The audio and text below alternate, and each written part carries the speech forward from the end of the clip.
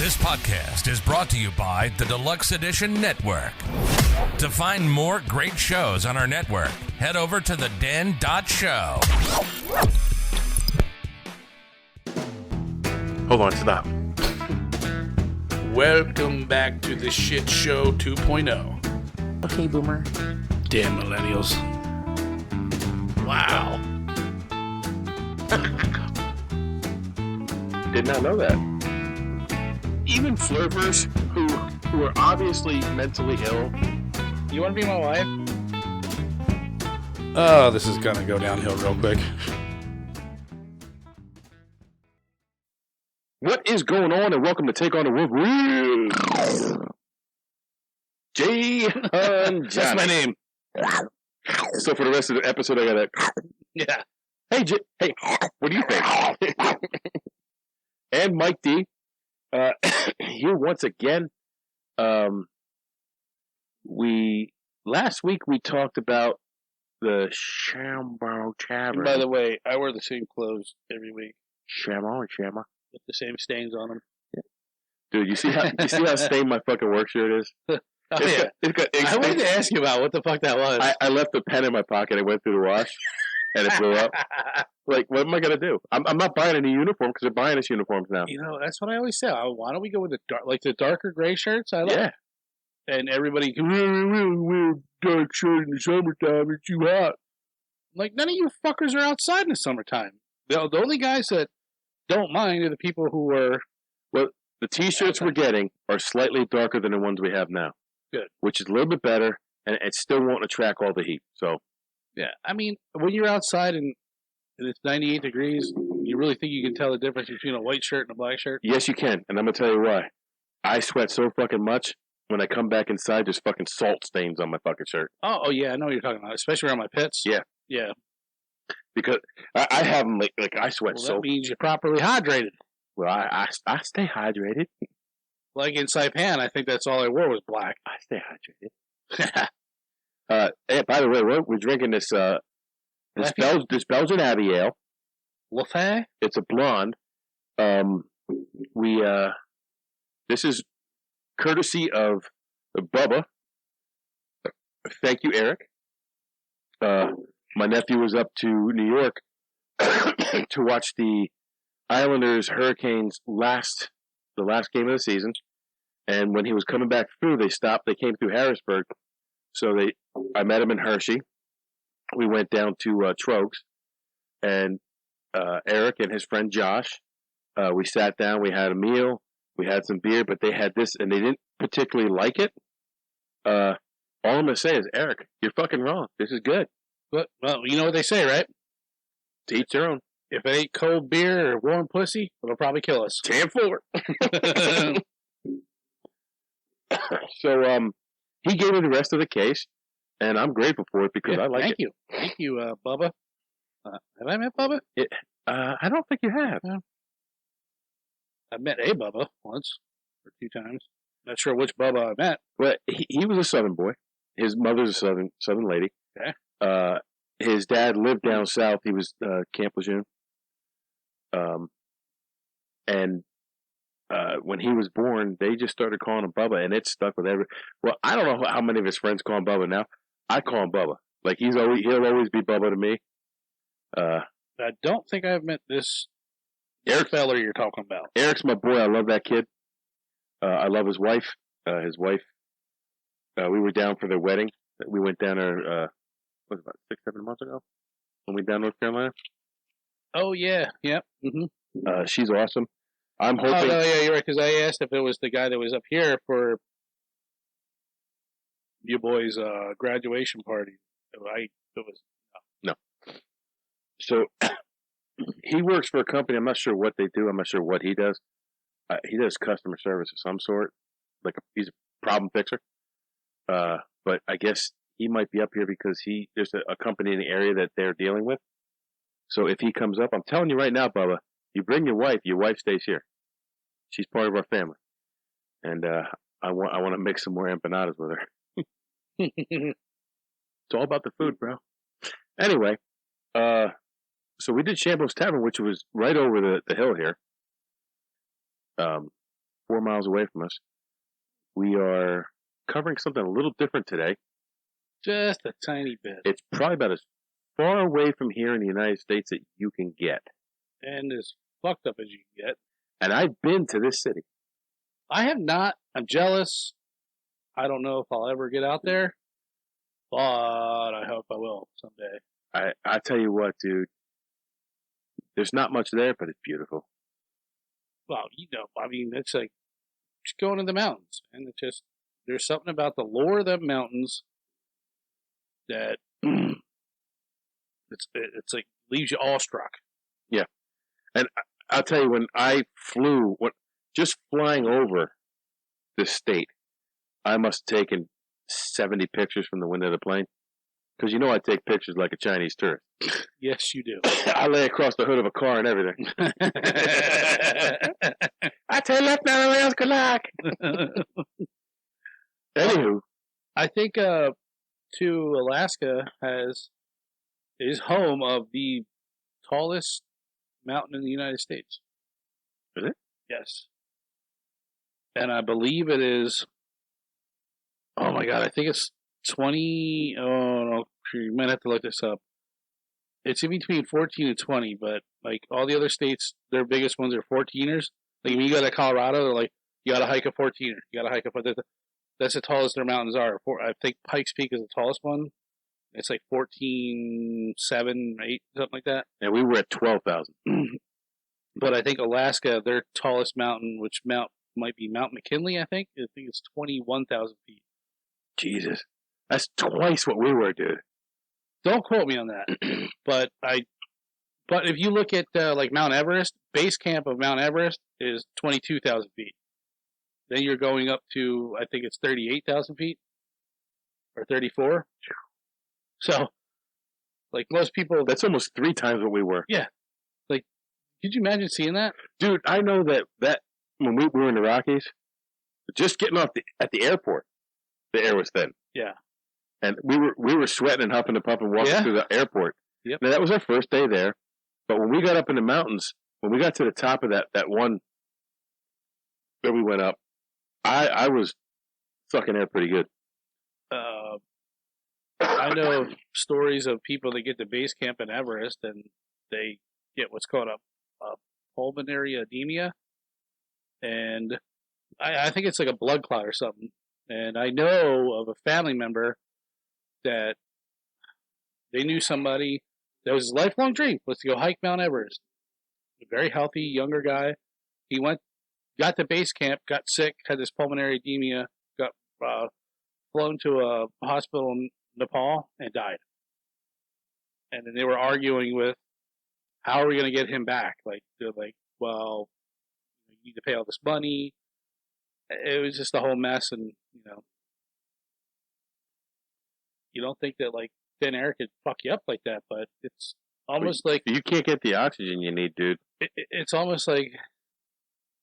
The funny thing was... as hard as, like, diving. Like, how you dive, and you're not... If you don't do it right, you're fucked up. Yeah, you're fucked up. When we were out there, it was the first time I ever saw in the grocery stores, in the mini markets, oxygen tanks. The canned air. The canned fucking oxygen tanks. And I actually watched on Shark Tank a guy present them.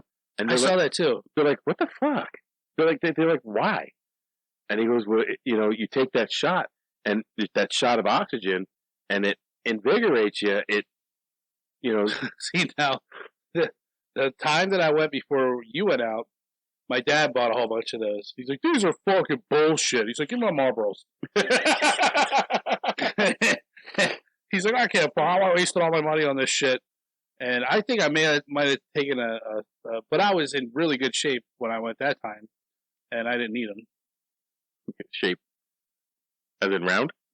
Well, yeah, I've always been a bigger guy, but no, this was got to be like 6 years ago. And I remember when you started the jelly, this little fucking snot-nosed kid. Yep. Yep, got Similac behind your ears. Similac. I didn't even know what Similac was. I'm like, what the fuck is Similac? What do you keep talking about? I did that. You guys never told me what Similac was, and then when I had a kid, I was like, oh, the first time I bought it, I'm like, I get it. So I did that to you because when I started the jail, I was working with a friend of mine, Carasquillo, and Carasquillo used to do that to me all the time, and it just meant, look, you're a junior officer. So he reached behind, he goes, what is that behind? And he reached behind, and goes, Similac. I'm like, son of a bitch, you got me again. Well, that made the joke even better because I had no idea what you were talking about, and you fuckers never talked to me because you know how everything is in a jail. I talk to you. Well, you would, but you know how like everything's like with our clique, everything's like you don't tell people certain things. You'll find it out the inside later. jokes don't get shared outside the inside. Well, I was on the inside, but it still didn't get shared. Well, that's look, dude. Although I never did ask, I guess you guys just thought I knew what a Similac meant or was. You remember the story of when Lovebug was here? We were talking about when we were in Boston. Yeah, the guy with his penis hanging out. yeah. So that's an inside joke. The dude that we were playing the joke on, we have still never come clean to him. That was 15 years ago.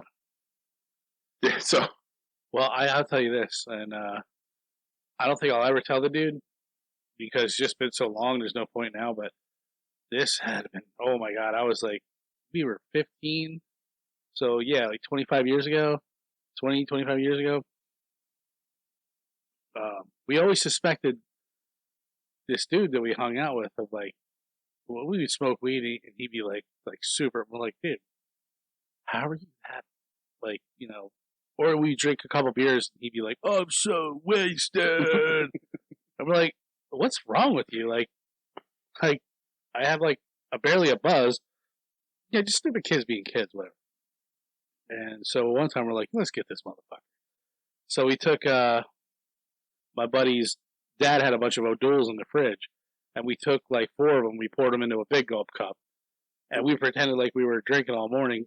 Well, yeah, come on over, man. You got a bunch of beer. And he came over, and we gave him like he literally chugged the whole fucking thing. And I remember we were walking out on the train tracks, and he's like, "Oh, I'm so wasted, bro." And he's like tripping, and he fell down at one point, and he's like, "I can't see straight." And we were like looking at each other like, "This motherfucker! I knew it! I fucking knew it!" He's probably one of them guys who go like this. And dump his beer out so you couldn't see that he wasn't drinking it. And so you know, I don't know. I think he was full of shit, obviously, but does your brain? Is there some little part? I'm sure there is that your brain says you don't know that it's not alcohol. Oh, I'm sure it's a placebo effect. Yeah, I'm sure there is. But he literally was like falling down, and we're like, mm-hmm. There's a placebo effect, but I think he was playing it off. Yeah, I call douchebag. Well, we were just kids, so I still call douchebag. I don't know him, so I can say whatever I want. Sure. He is not a douchebag, so I'll just say that. But just one of their funny things. And we never told him to this day. And the other guy that was with me, I haven't seen him for over 20 years. And we left high school. I think he left a couple years before 12th grade, and he fucking disappeared. Last I heard, he's like, "Yeah, I'm going to join the army and learn how to kill people with toothpicks." He wanted to be like a Green Beret or some shit. Never know what happened to him. I don't know what he did. Don't ever if that dream ever came true, or I don't know. Yeah. Good luck to him. Yeah. Well, I remember being in his he had an attic bedroom in an older house, and I was moving to Colorado at the time because I turned 18, and I'm like, I'm out of here. I'm like, as soon as I graduate, I'm going to Colorado, going to school out there. I was all set up, and I did. And I remember drawing this like picture on his wall with the markers. Mom probably going to fucking kill me. And I drew like this like road. You know, it's like big here and it like tapers off.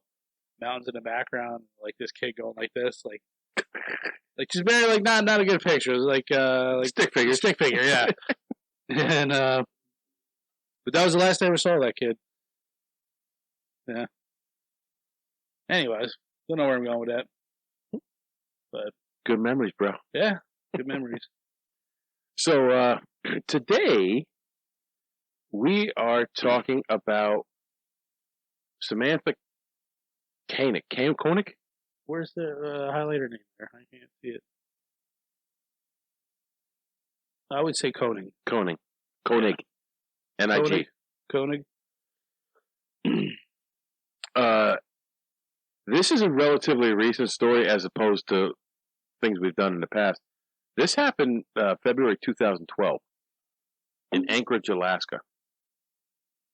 And this was the Common Grounds Coffee Shop. So it's one of those coffee shops that's like a kiosk in the middle of a parking lot. Yeah, they're so weird. Well, don't you remember a little shack? Don't you remember the old photo booths like that? Yeah. Well, a lot of those photo booths got turned into little coffee places. Yeah. Like, there was one down in Exeter like that. Yeah, there's one right in Wernersville. And it literally, like you said, it was a 24-hour, you hand your film in, or a 2-hour photo. You come back, or 1 hour. Whatever. Right? Were they 1 or 2 hours? I saw 24 hours. I've seen 5 hours. I've seen 6 hours. I've seen 2. I've seen 1. She won, all right. Up close. Anyways, yeah, that's what they were. I was like, you imagine working in that little booth, like, with all them chemicals and, like... Well, a lot of those like the machine... Probably by the time you were old enough to see them, they had a machine. They just put the film in, and the machine did everything automatically. Yes. I remember going to Target, and you would do that. You would take your film, and I don't know the exact process, but you would put them in, and, like, not there shortly after. You would see somebody behind the thing, like putting everything together, and then you would get your stuff back. But it was like a half hour. So Samantha worked at this Common Grounds coffee shop. So she worked the night shift, the late shift. So when the morning shift came to open up, they found that the door was unlocked to this. So you're in the middle of a parking lot. This door's unlocked. He went in the coffee shop and he found it in all kinds of disorder. Like it hadn't been cleaned up. There was cups left out. There was towels on the counter. And he knew the girl who worked there the night before, and she was kind of known to be responsible. And although she hadn't worked there for a long time, she was known to be a responsible worker. And the coffee shop was never in this condition before when he came in. Yeah, I want to say, wasn't he like ready to fire or something? He was like pissed off. Well, he immediately called the owner of the place when he found it like that. Especially when he found the register was unlocked, and he immediately called his boss, and he thought that they were robbed. That's right, yeah. He thought somebody had come in after she left and robbed him. So Samantha had a boyfriend named Dwayne. And Dwayne was supposed to pick her up after work. Except he was late picking her up, about 30 minutes late picking her up, but he got held up at his work. So instead of getting there at 8 p.m., he got there at 8:30. The shop was already closed. When he got to the parking lot, he didn't see Samantha anywhere. The coffee shop was dark. He went over, pressed his face against the window, looked in. No one was there.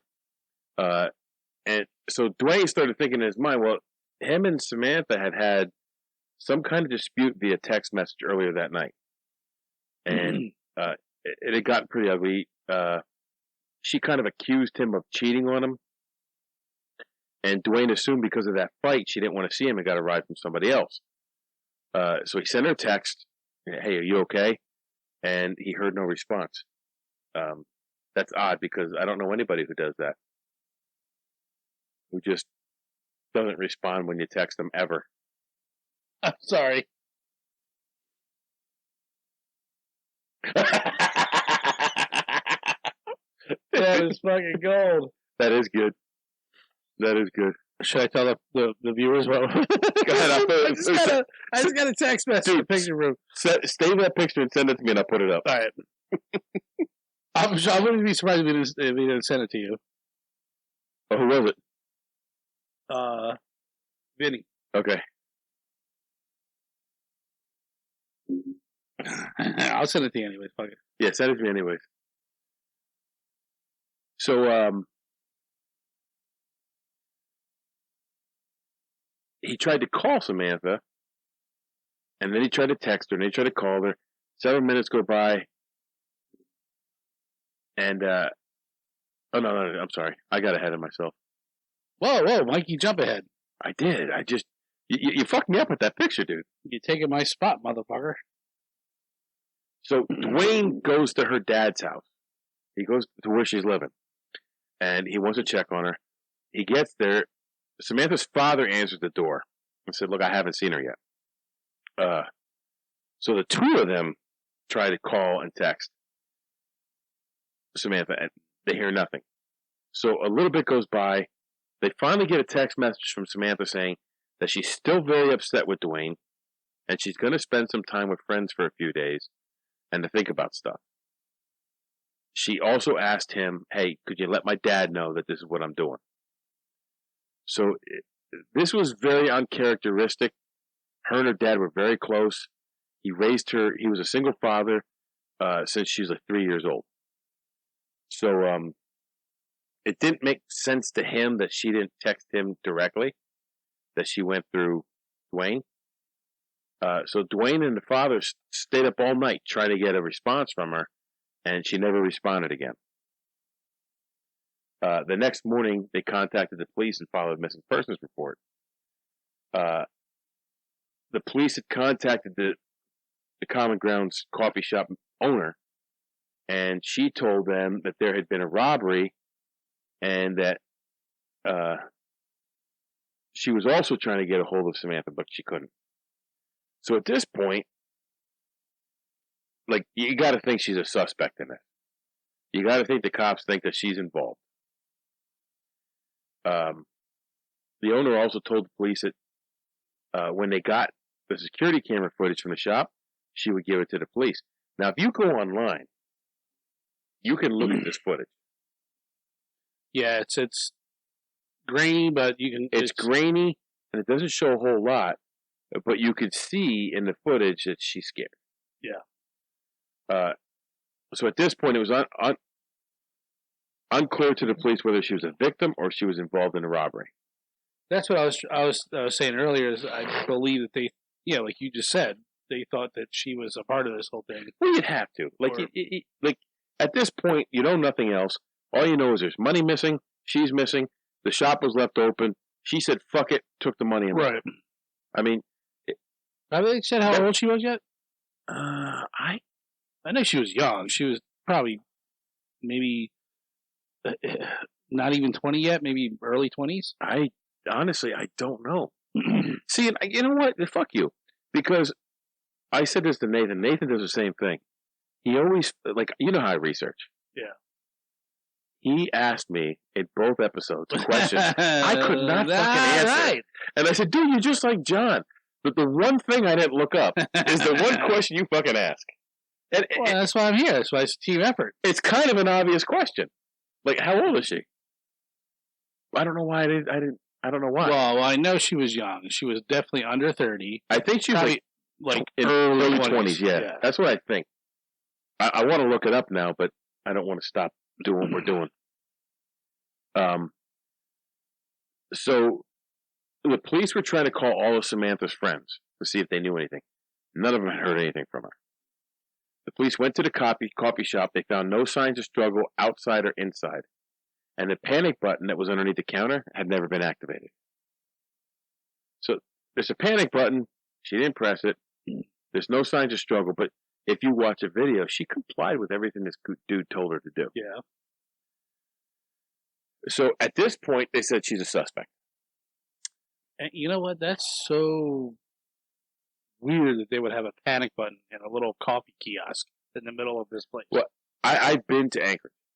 I went to. Well, that just tells me there's a lot. I mean, you're in the middle of nowhere. There's a lot of shady shit that'll probably happen.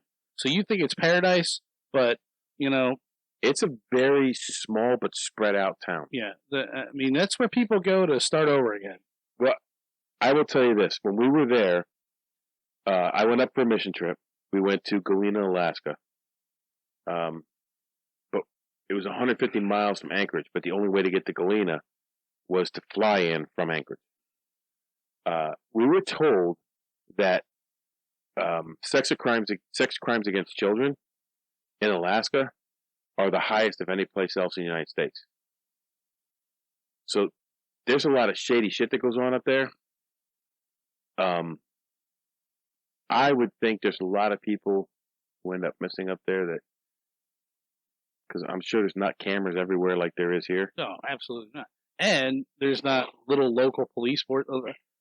I believe. Well, in Galena, there was one cop, and he was there for 2 weeks, and then he left for 2 weeks because while I was up there, he talked to me. He said, he goes, "Hey, would you ever?" Because he knew I worked in the jail. We talked, and he said, "Would you ever think about becoming a police officer?" He goes, "I could use a I've got an extra bullet you can put in your revolver. I have an opportunity for a second person up here, so you would be here 2 weeks and in Anchorage for 2 weeks, but you would be on duty 24 hours a day for 2 weeks.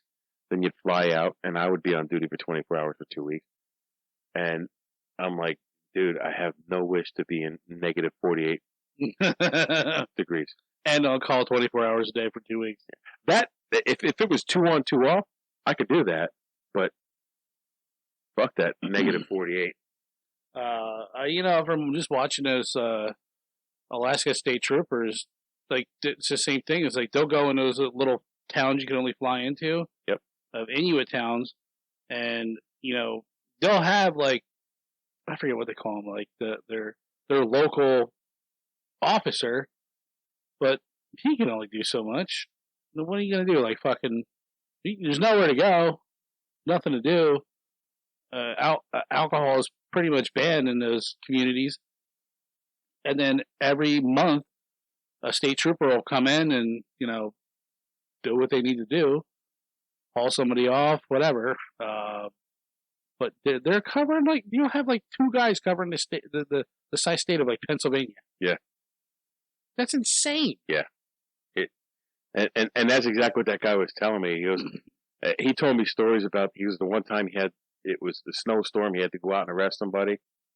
He had to handcuff him, put him on the back of a snow machine, and drive him 10 miles on a snow machine just to get back to town.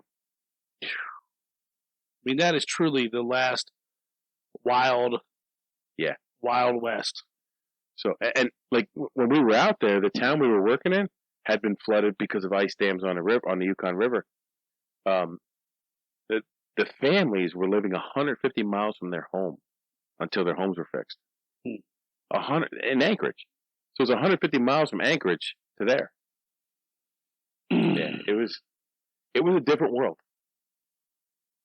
So the security footage came in, and it began to shed a little light on what happened. The video, it has no sound, shows her happily working when someone comes up to the window, and they're unseen. You can see on camera that she acknowledges the customer, takes his order, and begins to make the drink. Then she goes to serve the drink to the dude, and then you can see her step back and put her arms up. And then she reaches over and turns the lights off. And then it gets really grainy. Yeah. After about a minute, she walks down to the register, scoops out the money, takes it to the window. A few minutes go by, someone leans in the window and appears to tie her hands from outside, leaning in. Due to the lights being off, it's very hard to see. It's so grainy.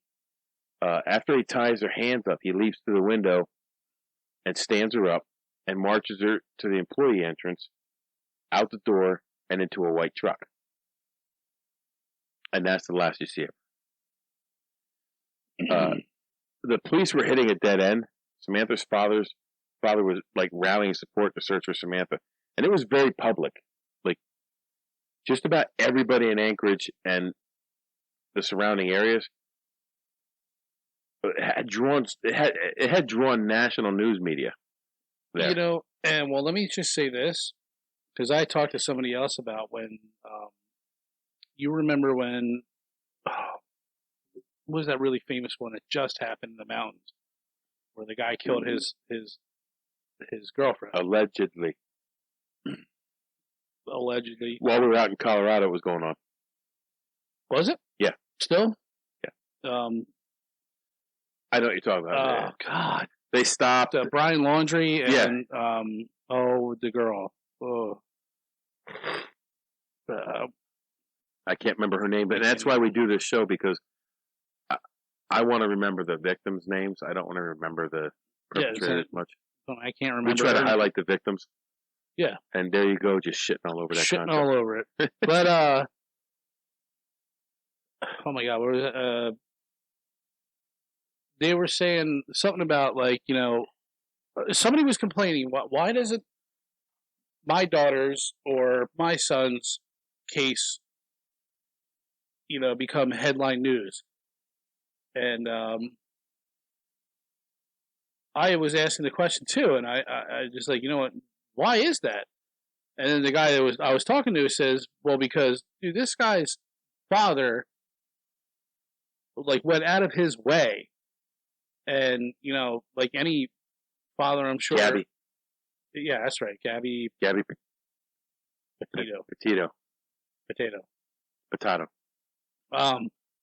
But there was a lot of people giving them shit, or giving the media shit, like, well, is her story only covered and not mine?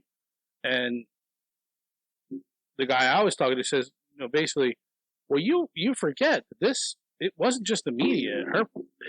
Her father, like, raised all this shit, did all this stuff, like, bugged the fuck out of the media, kept talking about it, and so it's not just the media being biased against different cases. There's a lot to.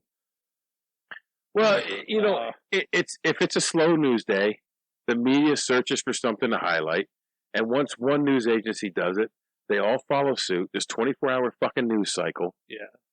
And it. But you remember there was that whole thing with, they're like, well, why do only white girls get covered? I don't think that's true. And I don't think so either. I mean, I'd rather nobody got covered, disappeared, and killed. You know, poor young women. That shouldn't happen to anyone. But anyways, I digress. No, that's fine. I mean, it's valid. Yeah. It's extremely valid. I was just kind of, I guess, more saying what catches the news media's attention.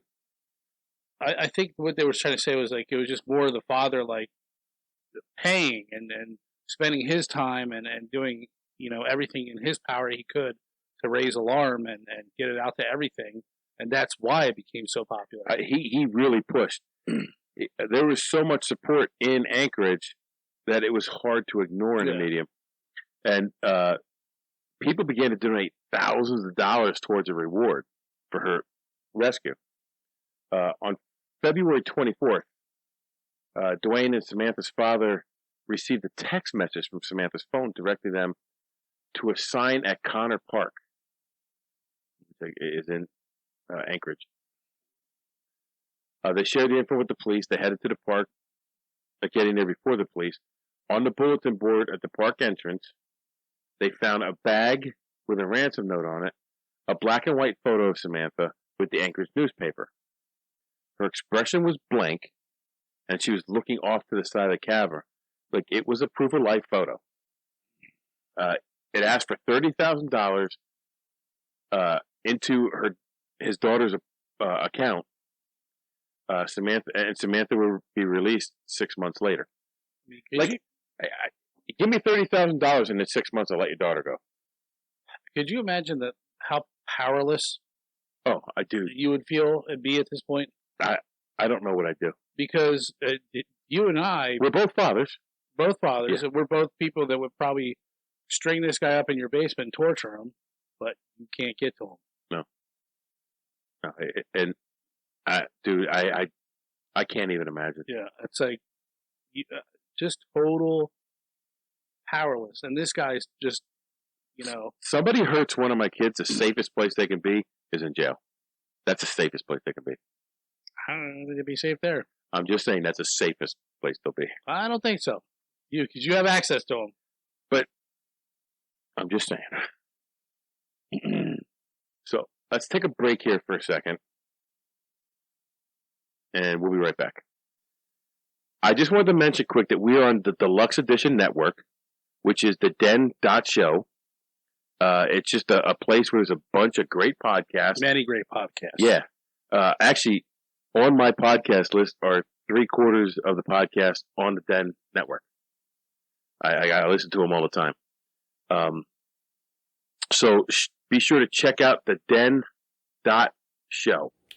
While we're talking about the Deluxe Edition Network, let's talk about this month's Spotlight podcast, which is Barrel Age Flicks.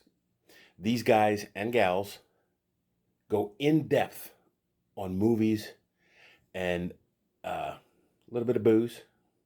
I love listening to them. I think you will too. Check them out on the Deluxe Edition Network at TheDen.show. Look for the Spotlight podcast. The link will be there. Check them out. And we're back. And while we were away, We were away for too long. I went and got us this. He flew to Germany, The bought Aventinus one can. Weissen Doppelbock, so we could share one.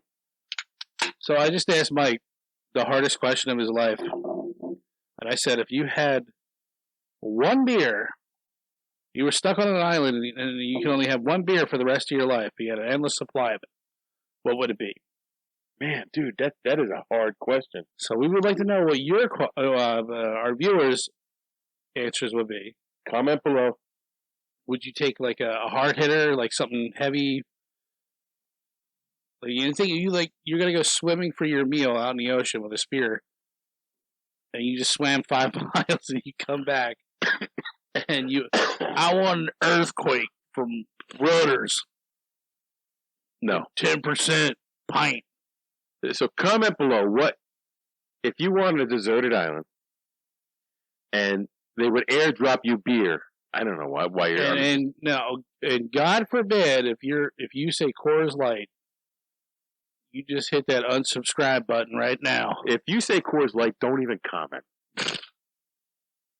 So I couldn't tell you what mine would be, dude. I'm thinking Miller Lite. No, it can't be a light beer. I'm gonna need the calories. I got to keep up my figure. I'm thinking something Lemony, like a porch rocker. Okay, like a shanty. A shanty.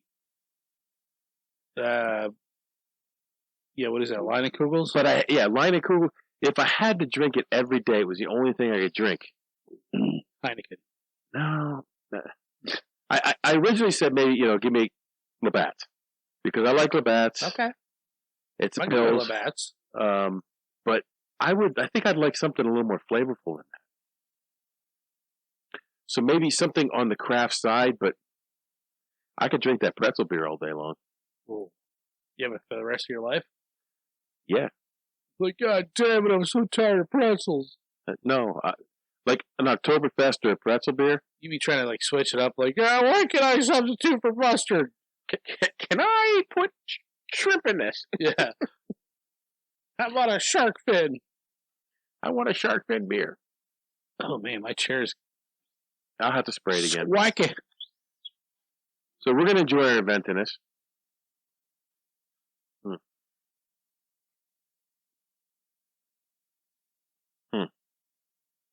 I love that. It smells so good.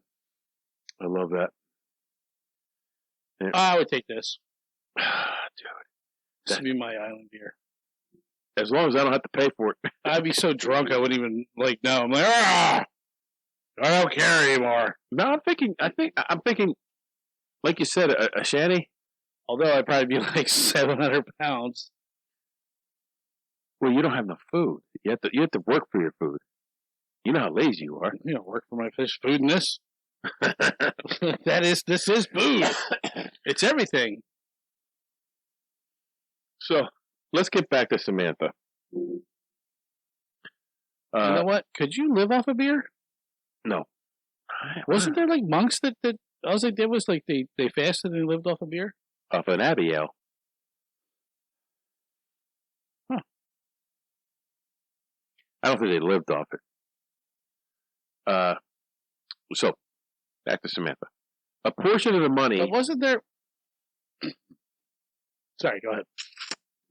A portion of the money was deposited, and the police and the FBI watched the account. And within three days, three separate attempts were. They tried to withdraw money 3 times. In Anchorage. So the FBI and police each time converged on a site where the withdrawal was being attempted from, but they found nothing. They looked at the ATM cameras. They saw a hooded man with a ski mask and glasses each time. The withdrawal withdrawal attempts were made in Arizona, New Mexico, and Texas on March 7th. And authorities again would rush to those ATMs, and they found nothing. But this time, the ATM caught a glimpse of a car that he got into, which is a white Ford Focus. On March 13th, the car was spotted again in front of a hotel. When a driver came out and showed up to the car, a patrolman followed it, looking for a reason to pull him over. So eventually, he did pull him over for going 2 miles an hour over the speed limit. The police officer approached the car. His window was already down. The man was calm. When he was asked for his license, he presented an Alaska driver's license. His name was Israel Keys. He was 34 from Anchorage. The officer knew right away this is who they were looking for. Like, he called for backup. He searched his car, found a ski mask, a gun, and Samantha's phone. So, I'm going to go into Israel Keys before I touch on what happened. Blew my mind. What? Your storytelling is otherworldly, brother. Otherworldly? You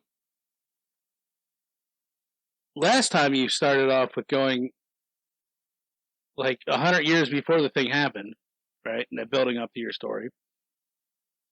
Now this time you just tell the story flat out, boom, that's how it was. And now let me tell you the backstory of like the guys, this and that, and what happened. I wanted to focus on Samantha. I don't want to focus on Israel Keys. I want to focus on Samantha. She's the victim. Well, no, I get that, but you know what I'm saying. You know what I'm saying. I get it. Yeah. Like you switch it up. It's not always like me. I'm so dumb. I would tell the same storyline over and over. Like even though I would take the same approach every time. What I'm trying to say. Yeah. Like I would never think to like, okay, this time I'm going to tell you the gist. Here's the story.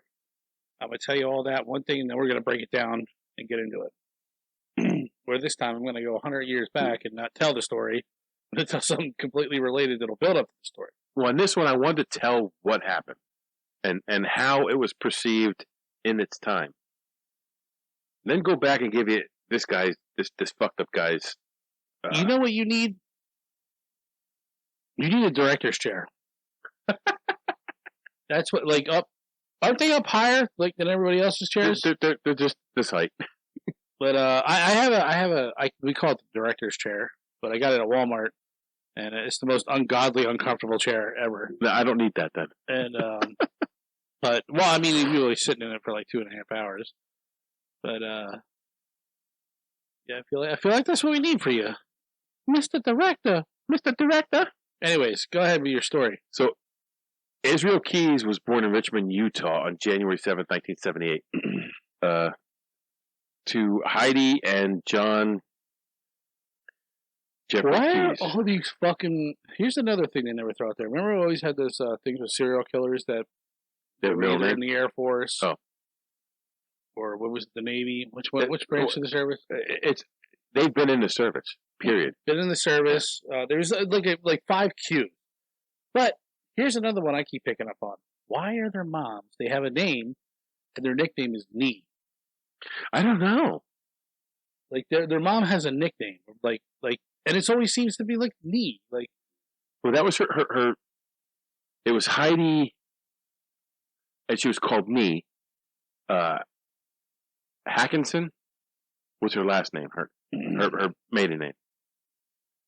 So he was the second of 10 children born to a large family, and the parents were Mormon expats from Torrance, California. So they were Mormons. They left the Mormon church, but he was born in Utah. So Key and his siblings were homeschooled and taught in Mormon beliefs until 1983. They were pretty much isolated from society.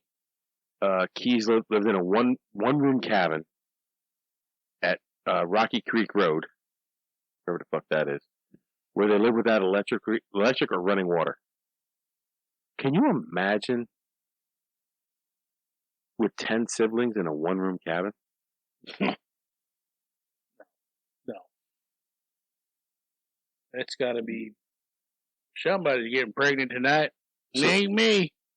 They lived in Colville, and they attended services at a church called the Ark, which practiced white supremacy. No. And Christian identity ideology. Keys later described Ark as an Amish-like church environment. So very strict. Wait a minute. Very restricted. Wait a minute. Stop. I am not going to sully the good people of the Amish faith and intermix them with white supremacy under the fact that they both believe in strict ideologies. I'm just saying that's how he described it. I'm just going to give my opinion on that.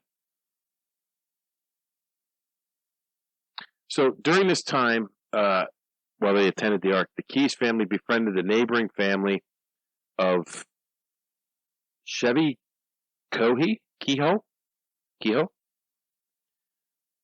was later convicted of a 1996 triple murder. So we found, that's another thing, in a lot of the stuff we've covered, these people have had close contact with someone else who was convicted or Richard Ramirez, suspected of some very serious crimes. his cousin. Yep. From with the war pictures. Yep. Who was then killing his wife. Who was the one in front of him? Who was the one? The torso killer in New York? Is that who it was? Or one of the ones we did from New York. He was in close proximity to the Son of Sam. No, something like that. We never did Son of Sam. No, we didn't do Son of Sam, but someone we did had close proximity to that. I don't remember. Anyway,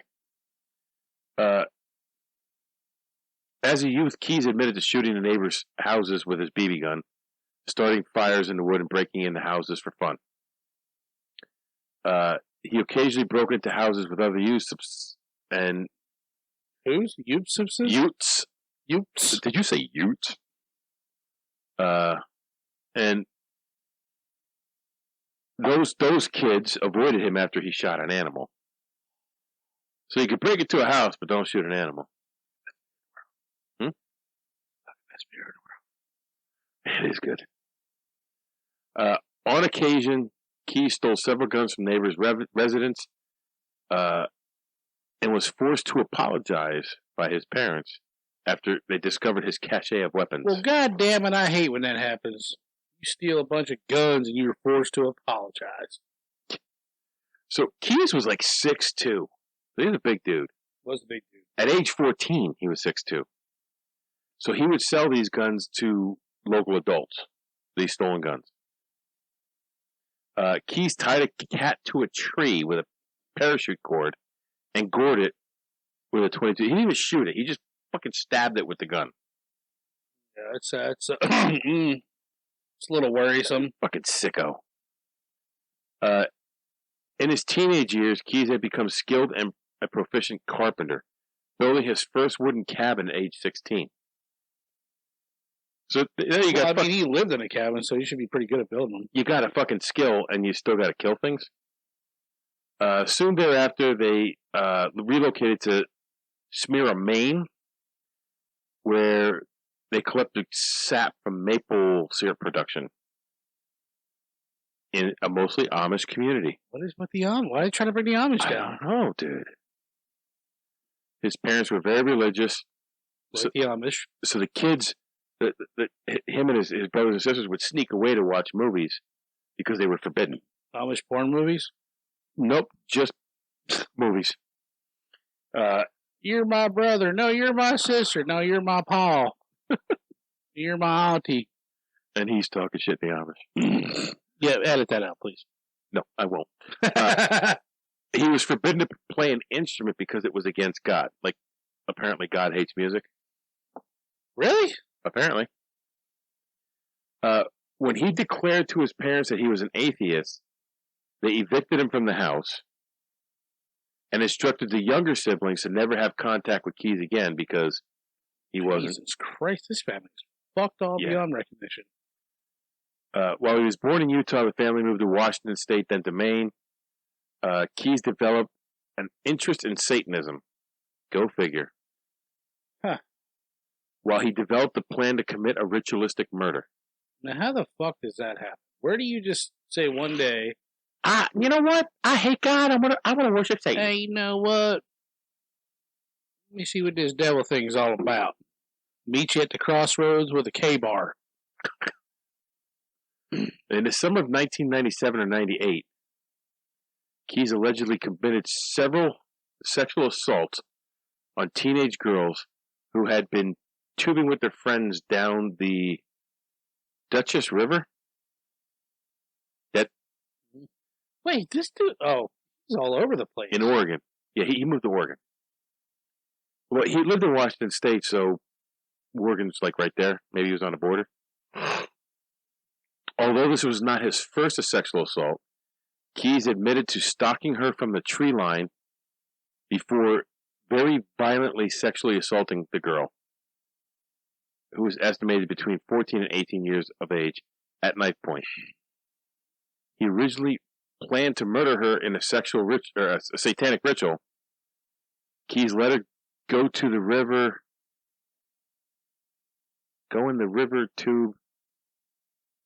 He let her go back in the river from where he had abducted her from.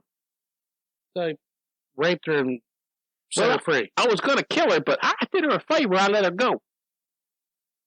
This shit's like, this is what makes me want to not leave the house, or not leave the house without a weapon every fucking where I go. Absolutely, bro.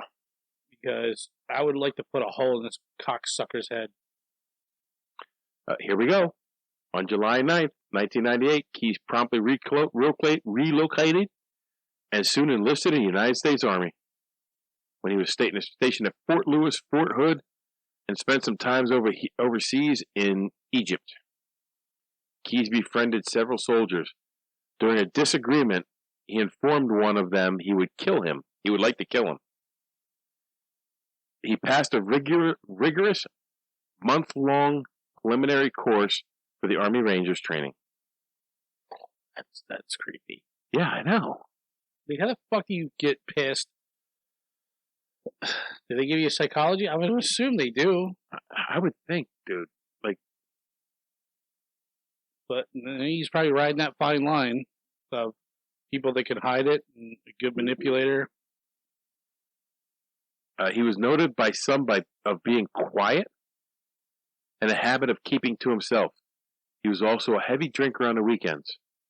He was a big fan of the ICP, Insane Clown Posse. Got that Fago, bro. You know I met them, right? Yes. I wrestled with them. You wrestle, I wrestled with him. Wrestled the snake out of his pants. Jesus Christ. In 2001, he was arrested for DUI. He pled guilty and paid a $350 fine. He received the Army Achievement Medal for his meritorious service as a gunner and assistant gunner from December 98 to 2001, July. He received an honorable discharge. Keyes then started a construction and handyman business in Alaska. Let me ask you this. If you're such a douchebag that you say you're this guy, you get an honorable discharge, and then you've done all these douchey things the rest of your life, can they posthumously or take that away from you? No, but I'll tell you something interesting. If you're an Eagle Scout and you ever get a felony, they'll strip your Eagle Scout from you. That's what they should do with the fucking military. Give a fuck about what you've done. Take that shit away from you, cocksucker. Because that was one of the things Nathan was told, when the only way you can lose this honor is if you dishonor this honor by becoming a felon or I think I like that because, number one, it's a hard honor to get. I'm so proud of my son from becoming an Eagle Scout. Like, it's amazing. And if you're going to disrespect your entire life by being a shitbag, you should not have that honor in your life. Right, yeah. That's not what we stand by. You're like, yeah, I'm an Eagle Scout. Can I get a needle? Like, I don't mean to like make fun of like people like that, but like, come on. So, You know what I'm trying to say. Back to this crime. So now he's arrested, okay? I just gave you his background, what brought him to be the piece of shit that he is. When he was first questioned, he denied any knowledge of anything that happened. But when they gave him when they presented all this evidence against him, he said, "Give me an Americano coffee, a peanut butter Snickers, and a cigar, and I'll tell you what you want to know." So they gave that shit to him. And after he got those things, he started telling his story. And the story he told was very detailed and very disturbing. The video that I watched, the guy's a great storyteller. He was a former special operative in the military. Navy SEAL. That's why I remember you sent me that video, but we were planning on doing this before. We never did. That's why I remember. He could tell a good story, much better than me. He didn't give all the background of the guy. That's just me being OCD. But this next part is not the story he told, but this is the details that he gave. That's Mr. Ballin on YouTube, and I think he's on TikTok. So the story he told was so graphic that the authorities still have not released a full transcript of what he said to the public. And I'd like to know the whole story. I would too, because if they're saying it was too graphic, like, what the fuck else happened? So on February 12th, he decided to rob the coffee shop. But while Samantha was making the coffee, now he ordered an Americano, he decided he was also going to take Samantha. So after she handed him the coffee, he tied her up, jumped through the window, stuffed napkins in her mouth so she couldn't make a sound. While Keys was leading Samantha to the car, she tried to make a run for it. But Keys quickly caught up with her, tackled her to the ground, pointed his gun at Samantha, and told her that it had very quiet ammo, and said that she shouldn't do anything that would make him kill her. He took her to his truck. And at this point, she cut his wiener off. That's what I would love to hear. I'd love to say she stabbed him in the throat and he's dead. Stabbed him in the fucking eyeballs. So he took her to the truck and told her, "If you resist, I'm going to kill you." And at some point, Keys took her phone and her ATM card and sent the text to Dwayne, saying that, "Look, I'm still pissed at you. You know, I just need some time." They drove around Anchorage for several hours, stopping several times to allow Samantha to relieve herself, and he would get out and have a cigar. Now, I smoke cigars, and most of the cigars I smoke take me about 40 minutes to smoke them. It's not like a cigarette. It takes you 5 minutes. Yeah, cigars take forever to smoke. Well, take me. I don't smoke cigars, but a few times I've had them. Even if like over an hour. Even if I get a nub, it's called a nub. It's like that big. It's like that round. That takes at least 30 minutes to smoke and enjoy. Now, unless he had some kind of fucking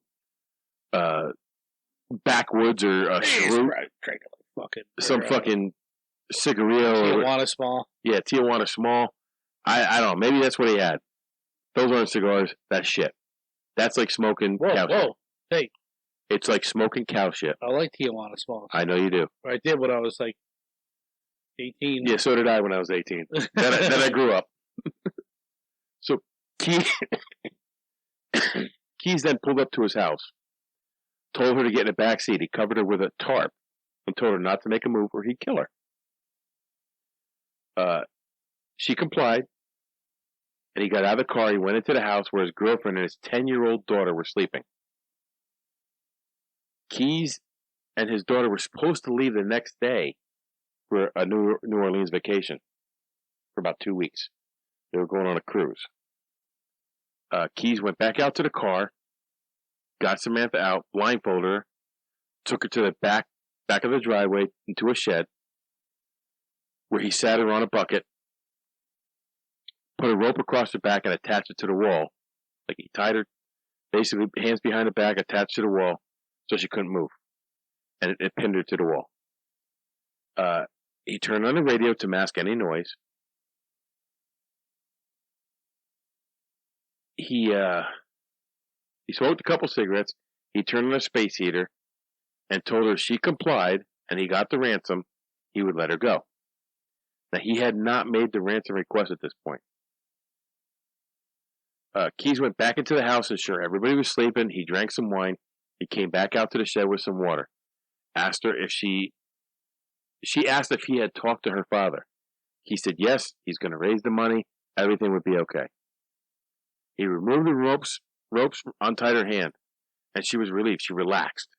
Like, it's finally almost over. But basically, he just wanted to see what she would do if he set her free. So he immediately grabbed her, tied her up even tighter, and Keys told investigators when he tied her up again, he could see in her eyes that she knew what was going to happen. Keys went into the house one more time to make sure everybody was sleeping. When he returned to the shed smelled like sweat and urine. So she's panicking now. She pissed herself.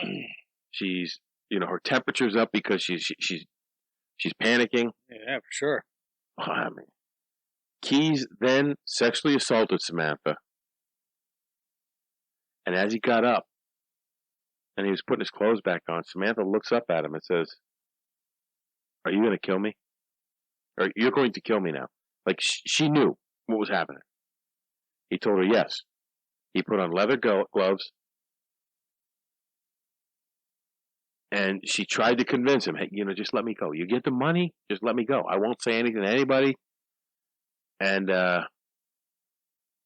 Keys actually said to the investigators that he was impressed with her composure. And then he stabbed her in the back and choked her until she stopped moving. Keys said she never made a sound. Keys locked the shed, went into the house, took a shower, woke his daughter up, and started to get ready for their trip. He went back to the shed, rolled her up in a rug, and pushed it back to the back of the shed. He turned off the heater, locked the shed, and at 5 a.m., him and his daughter left for their 2-week vacation. What the fuck? This is a sick fuck, dude. Like, you do all that, and then you go on vacation with your daughter. Yeah. So she's rolled up in his carpet in the back of his shed. When he comes back, he unrolls the carpet. Keys says, because of the cold, it's cold as shit up there. She looked good. So he dressed her in fresh clothes, put some makeup on her. He sewed her eyes open, and then took the picture that was sent for proof of life. And that's why she looked so dazed in the picture, and she was staring off to the side. Like, he was kind of like holding her there, like, stop it. Now, there's a picture of this. I am not going to post this picture. If you want to see it, you can Google it. Have you seen it? Yes. I didn't see it. I don't want to see it. Okay, good. I saw I've it. seen enough fucked up shit in my life. Yeah, I've seen. I didn't need to see this picture. I saw it. I will not post it as part of this podcast. We have more class than that. But if you want to, you go ahead and Google it, and you missed the bus, they missed the bus, we all missed the bus. After he took the pictures, he dismembered her body and disposed of it in the nearby Matanuska Lake, north of Anchorage. Matanuska. That sound right? Yeah. It turns out she wasn't his first victim. He specifically preyed upon completely random people. In fact, he had kill kits stashed all over the United States. It was a cache of things he would have to commit these murders. He claimed to have several victims, but only confessed to Samantha's murder and a couple in Vermont. Now, these kill kits, because I asked you this question last time, because I was confused. I was like, well, where is this guy traveling all over? You're like, oh, I'm going to be in Arizona. I got a kill kit stashed there. But that wasn't the case. Like, he would go to these places, select somebody he wanted to kill, then make a stash kit, hide it, in case the opportunity came about. So, it wasn't like it was pre-planned, but not like the way I originally thought. He would stalk the people. So right. he knew shit about it, which makes me think that this was not completely random. Like, he went there to buy coffee. It says he went there to buy coffee and robbed the place and decided to kill her. I think he must have been there a couple times and knew. Yeah, I agree. So the only ones he confessed to was a couple in Vermont and her. Before he took his own life in jail on December 2nd, 2012, he cut his wrist and hung himself. The evidence left behind in his cell was including a suicide note, a drawing of 11 skulls, a drawing of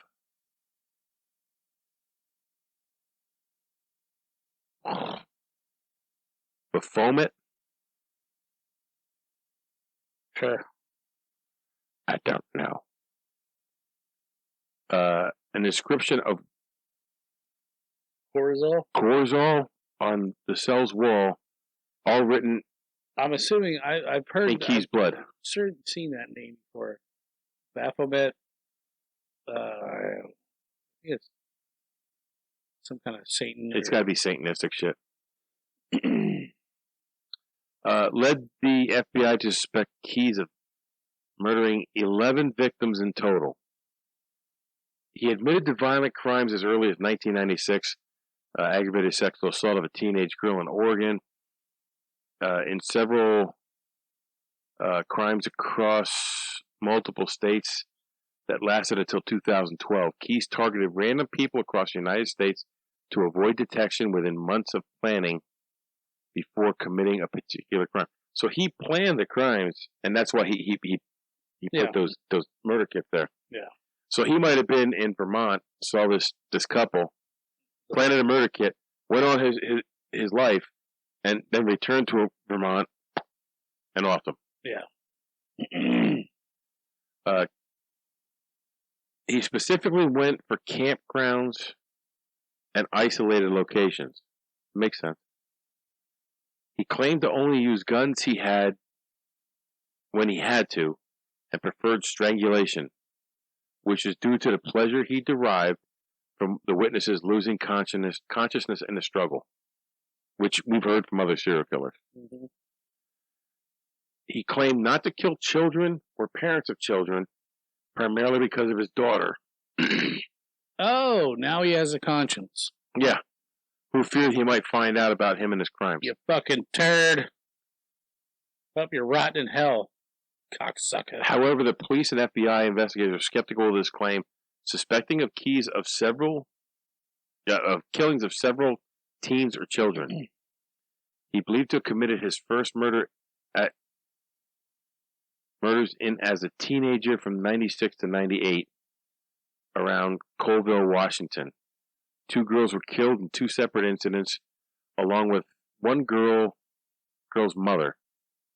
He did not admit to any murders in the 3 years in his he was in the United States Army, but he did admit twice attempting rapes of women, once when stationed in Egypt and the other while on leave in Israel. He believed he resumed his killing spree in 2001 following his discharge. So I didn't kill nobody when I was in the Army, but I raped these girls. Raped them? No. I'm a piece of shit. Keyes admitted to investigators that he killed 4 people in Washington State, claims that he was a suspect in active investigations by the state police and the FBI. He did not have a felony criminal record in Washington, although he had been stopped on 2 occasions for driving-related offenses. Authorities were reviewing unsolved murders and missing persons cases to determine which, if any, may be linked to Keyes. Keyes is a suspect in a series of 2007 crimes by the Boca Killer near Boca Raton. Oh, shit. In 3 cases, a mother and a child were kidnapped from a shopping mall. In 2 cases, the mother and child were shot and killed and their bodies abandoned in their vehicle. In the 3rd case, the mother and child were released unharmed after several hours. Though the kidnapper wore a mask and sunglasses, the surviving victim caught glimpses of his face and described him as a tall, athletically built, long hair, generally matches Keyes' description.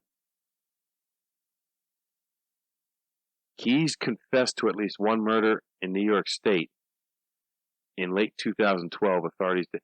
Now, see, this is where, my research found that he only confessed to those 2 murders. Yeah. The couple in Vermont and Samantha's. And another site says he confessed to this 2012 crime. They had not been able to determine the identity. Oh, you know what it was? He confessed to 2 murders that the victims were identified in.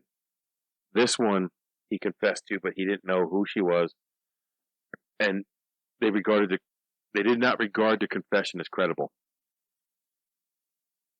Keyes had ties to New York. He owned 10 acres. That's this dumb hillbilly owning land all the way on the other side of the fucking United States. I don't know, dude. I guess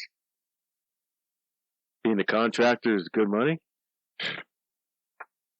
Keyes had ties in New York, the dilapidated county cabin in the town of Constable. He also confessed to committing a bank robbery in New York and Texas. FBI later confirmed that Keyes robbed the Community Bank branch in Tupper Lake, New York in 2009. He also told authorities he burglarized a home in Texas and set it on fire. So this guy's like an all-around shitbag. Yeah. So it's not fair to all-around shitbags. Yeah, I know. The Vermont murders were Bill and Lorraine Currier in Essex, Vermont. He broke into the home on June 8, 2011, tied him up before driving to an abandoned farmhouse where he shot Bill and sexually assaulted and strangled Lorraine. Jesus Christ. Now, this is all shit I didn't know. Their bodies have never been found. 2 years prior, he had hid a murder kit close to their home. After the murders, he moved most of the context of the new hiding place to a new hiding place in Parisville, New York, where they remained to. So he moved his murder kit to New York, and it was there after his arrest. Now, his murder kit was basically, what, like a bucket with, a gun, tape. I don't know what you put in a fucking murder kit. Probably a gun, tape, knife, rope.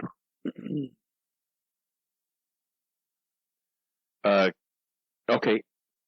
Samantha was 18 years old. Well, you did do the research. We're pretty close. Last confirmed victim was 18-year-old Samantha. Keyes was suspected in the murder of Jimmy Tidwell, an electrician who disappeared from Longview, Texas. This dude was fucking everywhere. Yeah, it's what just don't make sense. How the fuck is he traveling so freely? I don't know. And what did he do for a living? He was a contractor. What contractor travels all around the world? I don't know, dude. Or the United States, I should say. He robbed a bank in Azell, Texas on February 16, 2012.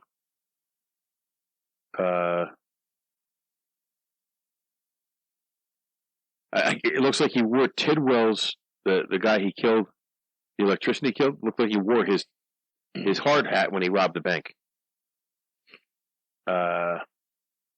Burglarized 20 to 30 homes across the United States, robbed several banks between 2001 and 2012. He's linked to as many as 11 deaths in the United States, potentially even more victims outside the country, because even though he said he wasn't killing anybody while he was in the military, they don't buy it. Oh, bullshit. Yeah, I don't buy it either. Although our other serial killers that have been in the military went dormant on their killings during the time they were in the military. He's just so disciplined and regimentary. You don't have time to. That could be. He's planned murders long ahead. Join the military so you don't become a serial killer. He planned murders long ahead of time and took extraordinary action to avoid detection. While this seems to be true in most cases, I question that in the case of Samantha. Because it kind of seems like it was a spur-of-the-moment thing, but that doesn't seem like him. Yeah. Come on. Like the 18-year-old, sure she was probably good-looking, too. Unlike, coffee shop. Well, here's the thing. Unlike most serial killers, he didn't have a victim profile. He didn't have an MO, except for strangulating and dismembering and sexual assault. But he didn't have an MO in type of victim. He had no known connections to his victims. For the Courier murders, Keys flew to Chicago, where he rented a car, drove 1,000 miles to Vermont. Then he used his kill kit that he had hit 2 years earlier to perform the murders. Right. So, like, this dude is just a fucking sicko. So that's pretty much a story of Samantha. I heard this on... I saw this a while ago, yeah. I heard this in passing on one podcast, so I searched. And that's how I found Mr. Ballin. And he did, like, an in-depth story on this. And I decided I was going to research this and look into it because it interests me. Yeah. A tragic story, but... Tragic story for the father who had already lost his wife. This piece of shit. Yep. Kills himself in fucking jail. Not fair. So, that's the story of Samantha Koenig. Koenig? I don't know. We'll leave it at that. We'll leave it at that. So we took on that. You go take on the world. Is it what'll... They're weird. Our podcasts exist because of listeners like you. To find other great shows, head over to TheDen.show. Thanks for listening.